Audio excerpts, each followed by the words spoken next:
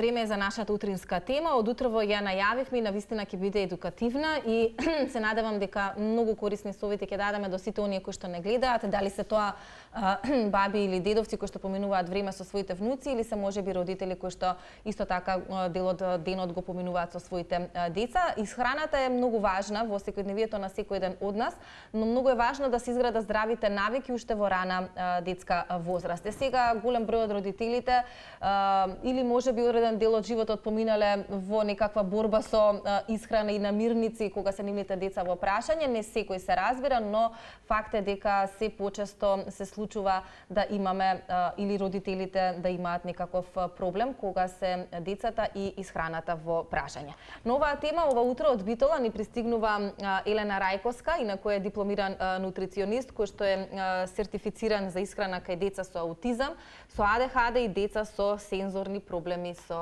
храна.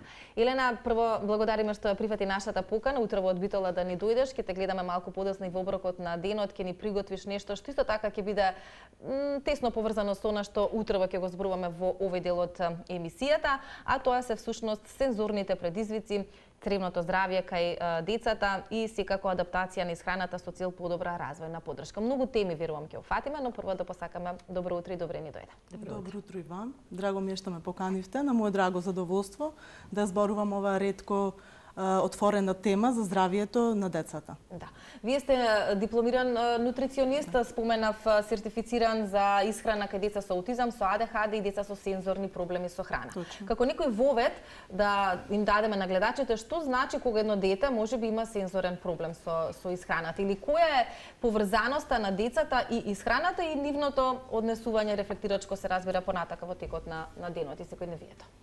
Често тоа кај децата можеме да го заприметиме во момент кога детето покажува пребирливост кон одредени намирници, односно селективност кон храната. Сега, например, преферира да речеме само благо, јаде избира одредени форми, одредена текстура, одреден мирис на храна, можеби му сметат хиперсензитивност или хипосензитивност има кон одредени мириси и текстури, па така да често родителот тоа го доживува како фаза. Но важно е да се напомене дека тоа е аларм во фазата од развојот на сите деца, вклучувајќи ги деца со типичен и деца со атипичен развој. Ако зборуваме за пребирливост на храна кај децата, ми се чини дека многу е често тоа, да децата и без да се јави ова, како велиме и за која што зборуваме сензорна чувствителност, за која што понатаму ќе треба да се дознаат факторите кои што влијаат, како и на кој начин да се лоцира, поточно да се препознае дека се станува збор за сензорна чувствителност. Појавата за пребирливост на храна е присутна, може да кажеме, речиси кај секој дете. Точно. Како да се направи дистинкцијата дека не е обична пребирливост или нешто што се наоѓа и е составен дел од детскиот развој, туку дека станува збор за нешто кое понатаму треба да се следи. Тоа најдобро родителот и треба и мора пред се да биде добро едуциран. Наша задача, јас сум родител на 2 мали деца во прешколска возраст, наша задача е да го пратиме нормално развој за да израстеме здрави деца. Значи родителот има задача да го прати целокупниот развој на детето. Една тука морам да ја вклучам уште сам старт, често занемарена алатка која што родителите може да ја применат за да го едноставно да го откријат тоа, е да го следат преку водење на дневник однесувањето на децата. Значи, кога родителот гледа, запишува како детето се однесува според после одредено изедена храна или намирница, како се однесува после тоа, или доколку често кај децата настанува после одредена изедена намирница или некој оброк, доколку настанува некои тантруми, промени во расположението, изразита хиперактивност, болки во стомачето, надуеност. Тоа е секогаш заприметливо. Значи, кога постои тоа сигнал на некоја дисбиоза или нарушен микробиом, јас ќе го наречам тоа, секогаш се афектира врз однесувањето на детето. Бидејќи тоа е една поврзаност на мозокот со цревата, така наречена gut-brain connection, која што нас ни сигнализира, се што чувствуваме во цревата се сигнализира во однесувањето. И затоа однесувањето на детето често ќе биде, да речам, неразумно или несоодветно и за неговата возраст. Напоредно со тоа се појавува можеби доцнење во развојот, доцнење во задосување во говорот, проблеми развојни секакви проблеми кои што се сепак поврзани од гастроинтестинална природа и затоа ја спомнав алатка за пишување на родителот во дневник што се случува после одредено изедена храна. Значи треба да се пратат децата, односно родителите да внимаваат на нивното однесување, но сега зборуваме за намирници и факт е дека тој претходно го напоменавме дека постојат деца кои што веројатно во својата развојна фаза одреден дел може да бидат пребирливи, но потоа се враќаат на нормалното функционирање. Но има деца кои што остануваат пребирливи, веројатно тука и у начинот на кој што родителот ќе се однесува има свој придонес. Зошто одредени деца се пребирливи до тој степен да, например, се сведе нивната исхрана на 2-3 намирници? И како родителите во таа ситуација треба да се однесуваат или постепено да ги менуваат работите кога исхраната во прашање? Знаеме дека секоја нели промена кај децата, особено кога се помали, може да биде доста тешко и претпоставувам предизвикувачки за двете страни, но е нешто што претпоставувам и мора да се помине. Да. Се ќе ви опишеме на цела ситуација, како јас сметам дека се треба да се решава од коренот, односно се почнува на секој дете да му се креират здрави и правилни рутини. Значи преку ова ќе ти одговорам на твоето прашање. Кога едно дете ќе се стремиме да му ги организираме секојдневните активности во рутини во текот на целиот ден, тој ќе знае дете кога му е време за јадење, дека сега се седнува на маса, дека сите јадеме, значи како оде сето тоа етапно, ќе ги научи сите те работи. Често од мали нозе започнува исхраната и оброкот да не е рутина. Значи, детето да јаде пред телевизор, детето да јаде кога сака, каде сака. Ако е малце изгладнето, па ја го одбило детето одредениот ручек што сме го понудиле, ќе речеме, ајде нека касне некој бисквитче или некој чоколадце колку да не е гладно. Или ајде нека касне нешто на брзина колку да не е гладно. И после ќе се прескокне и ручек. Тоа е моментот каде што ние како родители ја правиме грешката да биоритамот и цел микробиом почнуваме да го нарушуваме на еден таков начин кога биоритамот не оди во правилна насока, тогаш и телото не ги дава правилните сигнали. И затоа после детето често е склоно кон одредена храна, која што таа храна му предизвикува да се чувствува добро. Значи сака да си биде во својата комфортна зона. Едноставно осеќам кон одредена храна верзија, нема потреба да влегува во нови предизвици, да се вклучува во интеракција со таа храна. Често сака да си остане во својата комфортна зона и тогаш кога тоа дете е сведено да јади 2-3 намирници, често е тоа храна висока со шеќер или со преработена индустријска храна. Како да им помогнеме на родителите кои што се соочуваат со вакви ситуации? Веруваме дека ги има многу. Како да се направат постепено промените? Прво, родителот треба да е свесен дека неговото дете има некаков проблем, дали се работи за проблем во нарушен ритам и биоритам на неговите движења во текот на денот, или можеби се работи баш за дигестивен проблем. Значи, јас сметам дека родителот треба да му ги вметни на соодветен начин рутините на детето. Ние не сме свесни како родители дека за една намирница да сакаме да ја вклучиме во исхраната на едно дете, можеби до 15 пати во просек треба да изложиме. Да се нуди. Најлесен начин, според мене, е кога родителот ќе го осознае сензорниот прехранбен профил на детето. Односно, кога на едно ливче си запишува моето дете ги преферира следните текстури. Си наведува која текстура му е преферира детето. Следните бои, во каква форма можеби има некоја изразена форма за која преферира храната, мирис, облик, така натаму. Значи да си ги забележи сите тие работи кои што детето ги преферира во неговата храна. И на тој начин, кога ќе добие еден профил таков на прехранбен профил, така да ја доближи исхраната до детето. Ако, например, јас знам дека моето дете сака повеќе крцкава храна, повеќе сака некои такви структури, јас ќе се обидам намирниците нутритивни, кои што се навистина нутритивни, да му ги сготвам на таков начин. Воедно исто и децата по дефолт е тоа така, кога имат некој сензорен проблем со храна или кога се пребирливи, тие не сакаат премногу мешање на храната, не сакаат на се да се даде одеднаш. Затоа јас тука го препорачувам оној момент каде што родителите користат тањер кој што е со прегради одделен, каде што може во одреден дел од тањерот да се стави различни намирници. Исто тоа е на добра алатка за истражување. Децата на тој начин можат да истражуваат храната. Исто добар начин е кога ние ги воведуваме во секојдневните рутини за готвење, припремање на храна, пазарење, да. Значи тоа е во секој сегмент од животот. Самото тоа кога ние градиме деца со висока самодоверба и храбри деца, тогаш ги стимулираме во животот нормално да одат кон поголеми предизвици. А за многу деци храната е предизвик. Значи тоа што ние како родители треба да изградиме добра основа, како што спомнав на самиот почеток, добра основа за да се почне од таа основа понатаму да се гради. Да. Елена, добро да знаеме каква е според вашето искуство се разбира, колкава е информираноста и едукацијата кај родителите на оваа тема или по ова прашање, и ако зборуваме дека храната е составен дел од тоа што сме, од нашето битие, поточно или нешто што природно е потреба, природна потреба, тогаш дали може би ваквата сензорна чувствителност може би е знак за други нарушувања кои што може да постојат кај детското здравје и кои што треба да се да речеме дијагностицираат или распознаат па третираат. Дали може сензорната чувствителност да биде последица на нешто друго?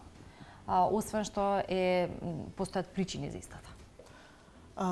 Последица е секогаш нарушена цревна флора, односно, како што споменав на почетокот, кога настанува нарушена абсорптивна моќ на цревата, храната што детето ја прима не е искористува на правилен начин. Дури суплементите кои што детето ги прима, бидејќи ние најчесто кога детето одбива одредена храна, гледаме преку суплементација да додадеме на нутритивност за да биде нормално поздраво, витамини, минерали, олигоелементи и така натаму. Дури таа суплементација не е абсорбирана со одветен начин, значи се работи за нарушена цревна флора кога детето едноставно хранливите материи не ги искористува на соодветен начин. Настанува дисбаланс на добрите и на лошите бактерии во телото. И тука почнува се понатаму. Значи, може да се јават симптоми, како што споменавме, кај децата од типичен развој со селективен апетит, а кај децата кои што се со атипичен развој, како аутизмот и сите невроразвојни нарушувања, со поизразени одбивања кон храната и влошени однесувања. Најголем проблем кај нас е што не се фаќа правиот начин да се среди тој проблем. Многу е битно најпрво да се донеси до една здраво дете, да се детектира кој е проблемот, да се оттргне онаа храна која што него му смета, докажано нормално според лабораториски испитувања, најчесто смета храната која што е од млечни производи и глутен. Значи, едно дете кое што има нарушена цревна флора не би требало да прима млечни продукти во својата исхрана. Исто така глутенот смета.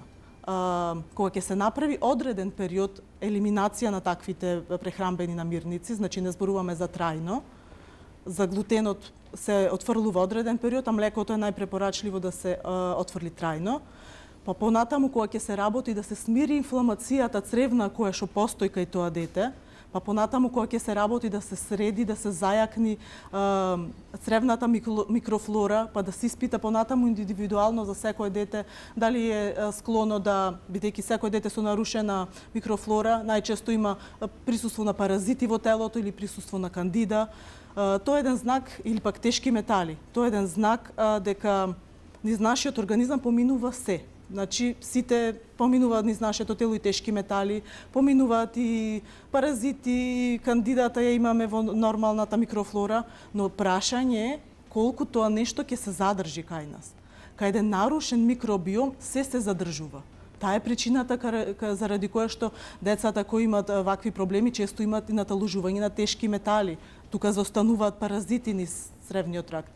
Кандидата е во огромни количини се размножува, што децата со години не можат да ја излечат. Така, веројатно родителите во многу наврати не се ни свесни за сите овие ситуации со кои што може да се соочуваат нивните деца, што би требало да биде аларм за родителите дека нешто треба да преземат. Како треба да се одвива една правилна исхрана? Значи, децата би требало, предпоставувам, да јадат се што ќе им се сервира, сега нормално е одредени работи, нели, да не ги преферираат, тоа е секако нели повкусна на секоја една индивидуа, но би требало нели да ги конзумираат голем број од намирниците. Што треба да биде аларм за родителите? Тоа би сакала да го потенцираме и може Елена да ни споделите какво е искуството ваше во Битола со децата од тамошниот регион, искуството кое што го имате и долгогодишната работа и генерално некоја слика можеби за нашата младина и за исхраната, колку често имаат проблеми во тој поглед. Зачудувачки е колку чест е овој проблем кај децата. Од таму потекнува мојата мотивација за да работам токму со овој проблем. Родителите пред се не се едуцирани. И проблемот потекнува каде што потрагата барат нормално почнуваат во институциите, кај стручните лица, каде што докторите никогаш не им ја дават правилната насока, туку од старт се дава за детето пример пробиотик. Пробиотикот е една жива култура која што ја даваме со одредена цел за подобрување на состојбата. Да. Многу е битно да се даде во прав момент. Никој на родителите тоа не им го објаснува. Значи, на родителите едноставно не им е јасно зошто ова се случува, од каде потекнува и зошто во последниве години има се поголем број на деца кои што имат нарушена цревна флора. На никој не им е опишан патот како тоа треба да се среди. И што е уште најлошо, ова го кажувам од мое лично искуство, се сведува на одредена медикаментозна терапија. Никаде не се тргнува од коренот на нештото да се реши. Значи да се види кој е проблемот и потоа етапно да се средат работите. Не може од старт да се даде на дете кој што има нарушена цревна флора пробиотик или кај дете со кандида не може од старт да се даде тој пробиотик. Значи тогаш може да направи проблем. И така натаму не е доволно детето само здраво да се храни. Треба таа здрава храна да се прилагоди на неговата индивидуална моментална состојба. Значи сите деца се своја индивидуа. Кога ќе се направи на проценка на детето, ќе се види кои етапи се потребни да се постапа за чекор по чекор да се започне со цела терапија. Ама пред се првиот и најважен дел, што може и родителите да го почнат дома и што е најважен за спроведување, е таа храна да се доближи до нивните сензорни преференции, односно по вкусот на детето. Знаеме сите дека децата не сакаат промени во исхраната. Ајде сега на детето ваше, понудете му дома нешто што до сега никош не го јадел, од старт ќе го одбие. Сите си сакаат да си се во комфортна зона со оброци на кои што си навикнати. Значи самиот почеток го правиме ние дома родителите кога ќе понудиме таа несоодветна храна во замена за соодветната. Мојот аларм до родителите е да бараат здрава верзија од она што нивното дете го сака. Че ако моето дете сака да грицка чипси, јас ќе почнам постепено да му правам домашен чипс. Па ќе почнам да му го правам чипсот после со помалку масло, па на крајот да не додавам масло, да го додадам после печењето на домашниот чипс. Нема да е ист како оној и ќе се нема да е ист, ама тоа ќе биде една постапка. И тука е борбата. Таа е борбата. Да се избориме со тоа. Трпението на родителот е клучно. Колку родителот има желба да сака неговото дете да го види, да биде здраво и да ги нема сите оние симптоми кои што му правеле назадување во развојот. Бидејќи тоа што во моментот е најстрашно е како овие симптоми на нарушен цревен микробиом кај децата даваат слика на така наречено стручните лица стекнат аутизам. Спомнавте еден од симптомите, тоа е расположението или однесувањето по одредена храна, по конзумирање на одредена храна. Но освен однесувањето, кои други симптоми се карактеристични кога зборуваме за ваква сензорна чувствителност? Се е многу индивидуално. Искрено е навистина многу индивидуално. Најчести се сликите да се јави подуено стомаче. Пример, после изеден млечен оброк или изеден оброк со глутен, се јавува подуено стомаче, болки во стомачето. После изедени нормално шеќери, рафинирани шеќери, сета храна што предизвикува нагло скокање на шеќерот во крвта, имаме веднаш после оброк страшно хиперактивно однесување, кое што многу лесно се регулира, само со хиперактивноста е најлесна да се менаџира кај едно дете. А за родителите искрено предизвикува најголем предизвик. Бидејќи едноставно не се едуцирани на кој начин да пристапат кон нештото. Може да предизвикува заостанување во развојот когнитивен, односно задоцнување во говорот кај децата се јавува. Зошто? Точно поради она што претходно го напоменав. Заради пропусливоста на стравата се наталожиле еден куп токсини. Значи тука е битна детоксификацијата дано во прав момент од неговата тераписка цел. кон детето. Што ги разликува децата во минатото од овие сегашни денешни деца? Сите услови, веројатно начин на живење, Па и храната. па да, што е она кое Квалитетот што... на истата. Еве, како вие зборувате, така веројатно многумина ќе речат и ние сме биле деца, повозрасните генерации ќе речат ние сме биле деца, па никој толку не воде во евиденција. Како се однесуваме кога јадеме, сме се однесувале нормално, сме јаделе се, не секогаш нормално, тоа како велиме народски што ни сака душата, тоа ќе јадеме и така натака. Од кога почна сето ова да ете на еден ваков начин треба па да кажеме да се контролира и да се забележува, поточно да има таква будност од страна на родителот за нешто што представува основна човечка потреба и што детето ја има од самото раѓање? Некој проблем доколку детето го има од самото раѓање, ќе го пројави нормално дека има. Но нешто што е стекнато како ова, што се стекнува со време, секогаш основата потекнува од надворешната околина. Значи сите овие надворешни случувања што ние ги примаме околу нас, храната, воздухот и целото загадување, цел стил на живот кој што ние моментално го водиме, е брз живот. Го заборавивме она бавното, го заборавивме она доброто, го заборавивме природното, го заборавивме играњето на децата во природа, во кал, во планина, го заборавивме сите тие домашни храни што некогаш се готвели, ги заборавивме и тие. Значи, мислам дека треба да го побараме одговорот и таму. Јас не можам да дадам нова точен одговор, бидејќи толку многу имам размислувано на оваа тема и толку многу имам истражувано, но најмногу што можам да заприметам е дека децата, бидејќи имам големо искуство со дечиња кои го имаат овој проблем, децата родени во ковид пандемијата се најизложени на вакви симптоми. Значи, тоа е еден така Парадоксално е што во ова динамично време каде што велите се е брзо и сите или некаде брза мисли нешто правиме, родителите се постојано зафатени, да треба да водат дневник како се однесува детето по изеден оброк, нели? Веројатно тоа ќе се случи откако ќе се соочиме со дадениот проблем. Да. Па ќе мораме и ќе немаме избор тоа да го направиме. Иако тука веројатно ќе го ставиме и акцентот веќе аде кон крајот како сме и на она кое што ако го забележиме, па како родители ќе го ограничиме сладките работи, онако што го сакаат децата, што можеби до тогаш се давало, и останатото време кое што децата го поминуваат со баба и со дедоци, кои што некако се малку помеки по тоа прашање, па кога ќе се побара благо ќе се добие, кога ќе се побара нешто што е нивно задоволство исто така ќе се добие. Веројатно многу родители имаат предизвики со тоа, па како тоа се решава, веројатно одлучноста и категоричноста е клучна тука, но не секогаш. Значи, исклучоци постојат и се чести. Сакам само нешто да надополнам на ова што рековме водењето на дневник. Кога еден родител на вистина ќе се одлучи да води таков дневник и да се сврти повеќе кон навиките на неговото дете, да ги регулира и рутините, настанува една многу интересна работа. Конекција помеѓу мајката и детето станува на друго ниво. Значи, тогаш родителот учи на поинаков начин да си го слуша детето. Тогаш родителот едноставно се труди сите работи да ги изврши заедно со детето. Настанува онаа конекција. Ние малку ги забораваме како родители заради обврските, потребите реални на децата и не ги слушаме добро. Децата нас често ни се жалат, ама и ни говорат на свој начин. Едноставно постојат деца кои што и не имаат отсуство на говор, ама на различен начин пробаат да ги интерпретират нивните проблеми. Кога родителот поблиску ќе се доближи до детето на таков начин, ќе се обиди да изгради многу подобра конекција, да го слуша она што неговото дете му го кажува. Тогаш родителот едноставно учи за неговото дете и се течи во природен тек. Само уште, дали имате мислење за ова Ивана што го за бабите и сподели? дедовците?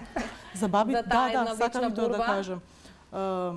Растењето со баба и дедо е многу важен дел од животот на едно дете, бидејќи сум растела со баби и дедовци, знам колку се тие важни и ни дава друг аспект за разлика на животот, за разлика од нашите родители.